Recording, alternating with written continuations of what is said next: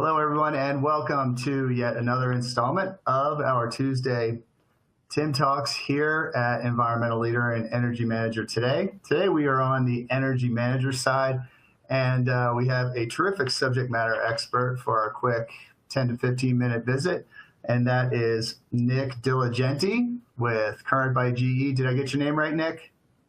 Yes, you did, Tim. Thank you very much. All right. Well, welcome. Nick's a subject matter. He's been expert. He's been with Current for about 3 years, and we actually share a bit of the same pedigree past that. I'm really glad you're here. Thanks so much for joining us today, Nick. Thanks for having me, Tim. I appreciate it. So our conversation today is really about the digital workplace, but it's not really what the name says. It's really more how enhanced energy efficiencies enhance the digital workplace. Do I say that right, Nick? Yeah, absolutely. You definitely said that right, Tim. It's what's going on right now in the digital workplace, right? Is there's a major focus on productivity and a big focus on energy efficiency within the workplace. Getting your employees to work a little bit more, being more productive, and then obviously creating an environmentally friendly space for employees to enjoy and obviously to reduce operating costs inside of your buildings.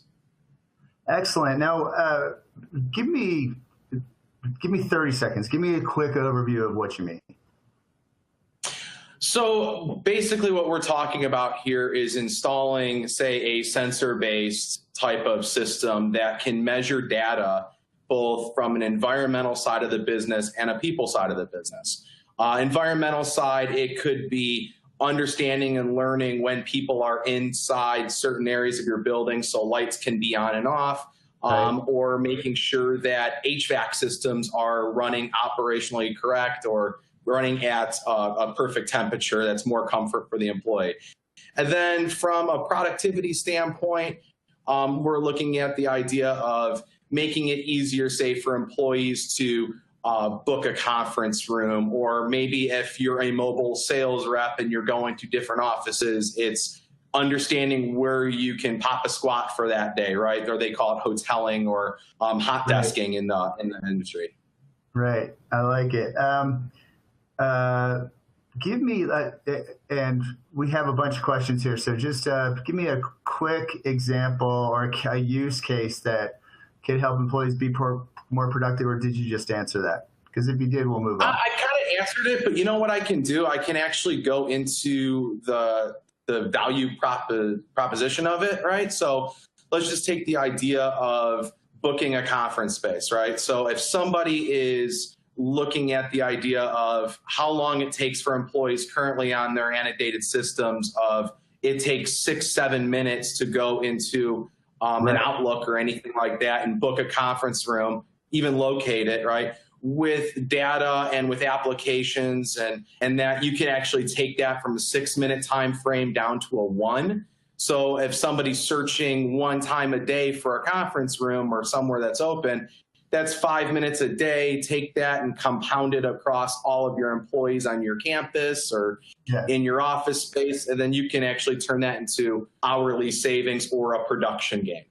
That's 100 minutes a month per employee. If that specific employee was doing that, that's 100 minutes a month if they were booking one room every day.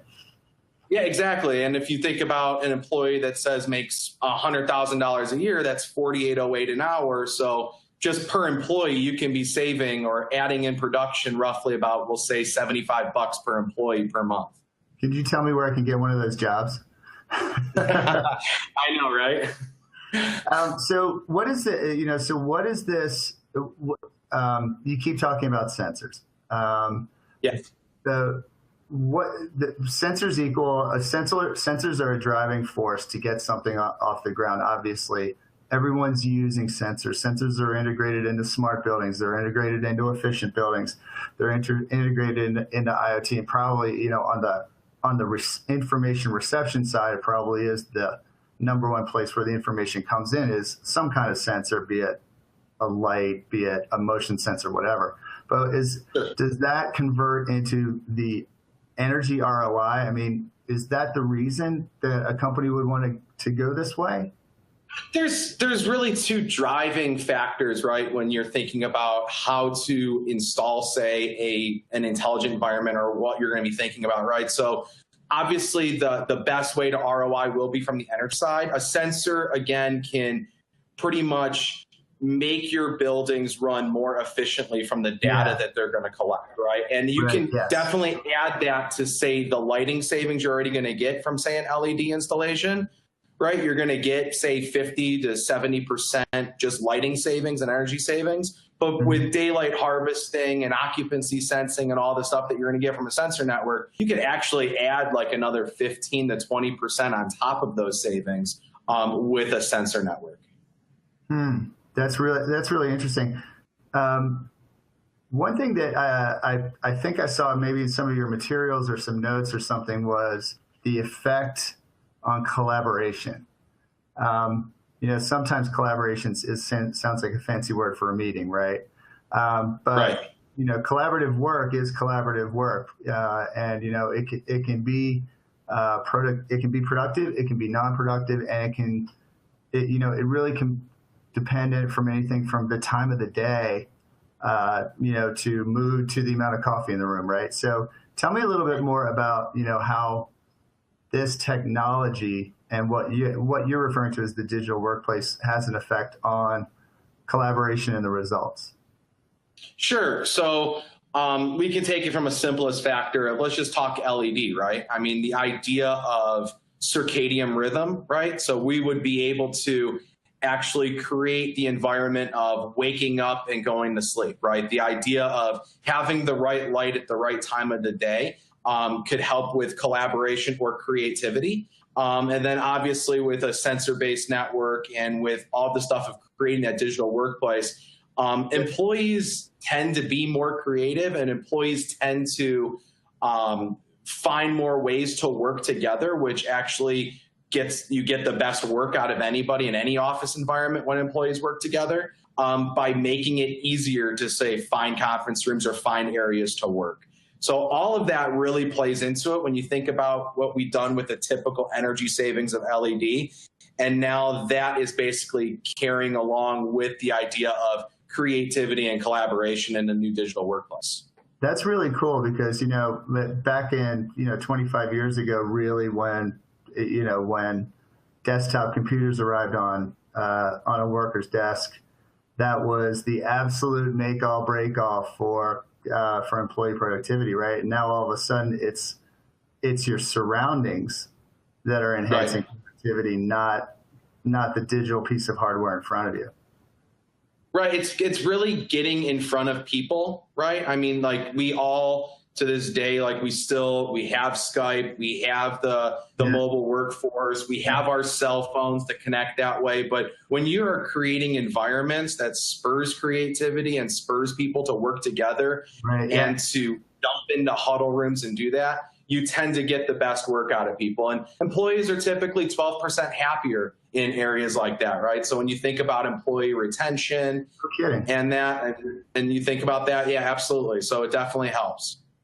Okay, so I got to ask this then. How long is it going to be until I have a widget on my laptop where I can dim the lights in my own conference room? To be honest, like, you're not far from it. We actually have something similar, right? I mean, we do have wireless controls that are available. A lot of different manufacturers, including ourselves, have our own wireless controls so that you can go into there. We do have application partners, and there's apps out there that allow you to create your own environment, so you can make sure if you're in an area that's too warm or too cold, that you can make sure it's the right temperature. And then it's also the right color in that area. So that stuff is there. I think the only thing that you have to think about is there is a hesitancy a little bit of putting that in the hands of the employee and instead of like the facility manager, but there is definitely that mix. Got it. I love a good case. I love a good case study. I don't know if I read it. Maybe I read it in Energy Manager, but you did some work with a big financial institution recently, right? Yes, we did. JP Morgan Chase. Good. Give me 30 seconds on that. Sure, absolutely. So in two areas, right? So what we've done is across roughly 5,000 of their branches. We've done LED and energy savings across those branches. So they have an opportunity now to save a lot of money in terms of what they're using on energy, upwards of 60%, which goes towards their energy goals. We've been able to put in a energy management type of system that is tying all their branches together, which allows, say, a global facilities director to sit there and understand what's going on at each one of their branches and what's operating efficiently. And then in their office spaces, we've actually been able to do LED in there as well. And then we also have some application partners that they've been using to basically get better optimized space and to understand where is best for employees to go and what is available for them to use in terms of huddle spaces and conference rooms. I like how you call them huddle spaces. I'm going to steal that from you. I mean, I'm going to step sideways for just a second and not trying to catch you off guard, but I'm obviously you know your stuff. What do you personally? What would you say to a vendor? I mean, a user out there, a facilities manager, a big building manager, a corporate sustainability or energy professional.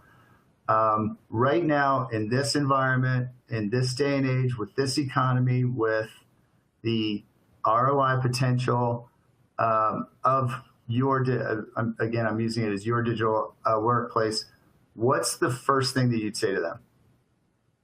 I mean, the first thing I would say to them is to absolutely take the time to understand their portfolio. What is if it's a multi-facility type of property manager, I'd make sure they identify which facilities are running more efficiently than others. And then obviously I would look for the lowest hanging fruit, right? I mean, that is an LED retrofit, right? I mean, LEDs aren't going to be getting much cheaper, and the ROI on them is fantastic. But to be able to couple that and use that ROI to bring in the digital workplace is a step in the right direction to future-proof your buildings. Right. So efficiency enhances productivity. Yeah.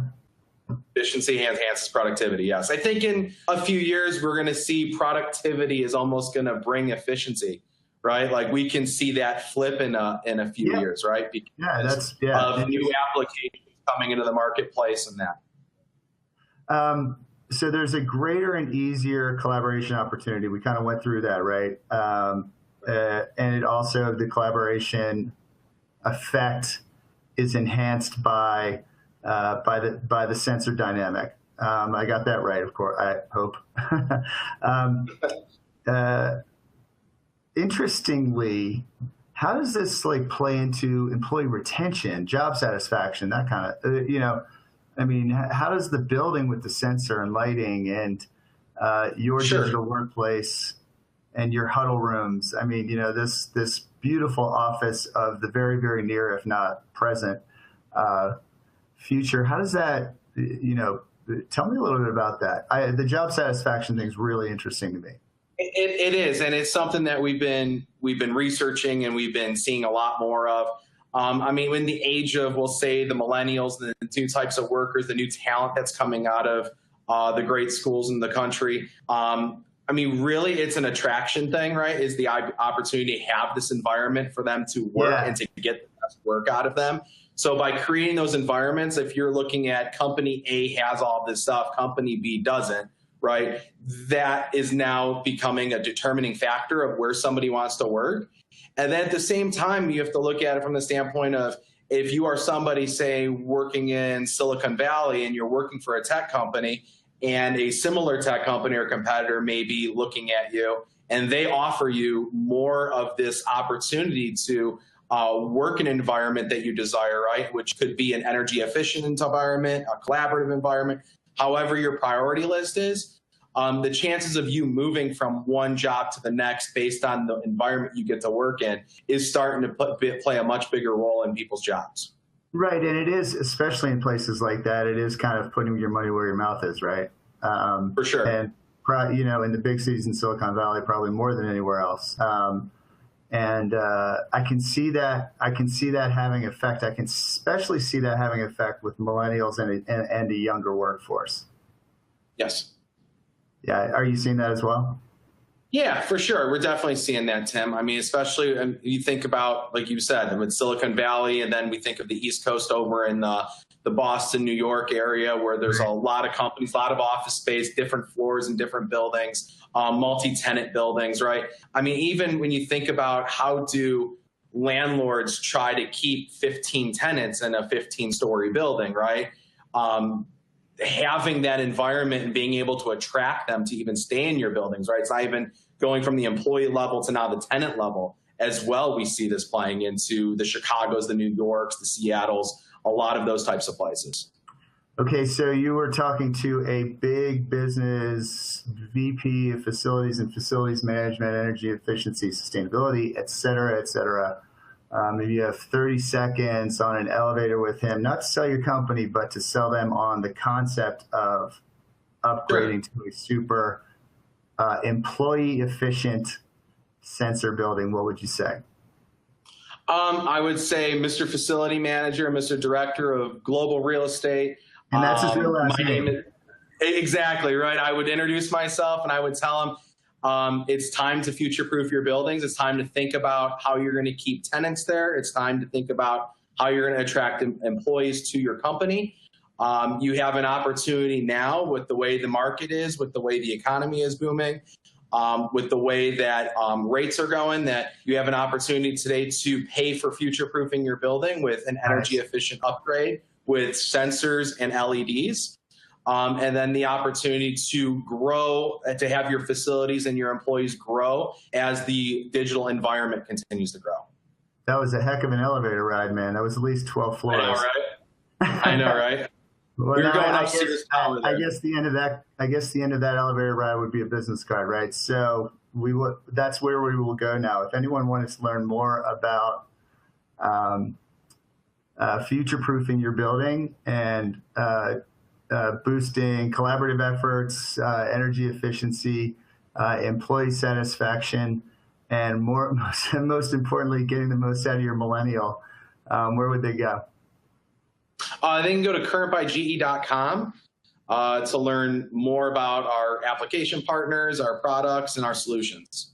Wonderful. Hey, Nick, that was 17 minutes of awesome content for our audience who's watching today. Thank you for tuning in. This will be available on demand in just about 24 hours, I hope. You can just pop on and register and watch it at any time, or please encourage a colleague to do so. Nick, you were really generous with your time today. You could have done a lot of things, and you chose to spend with us, so I really appreciate it. Thank you very much, Tim. I love being a part of it. Oh, wonderful. For Energy Manager Today at energymanagertoday.com and Environmental Leader at environmentalleader.com. This is Tim Herms, and I hope everyone has a great afternoon.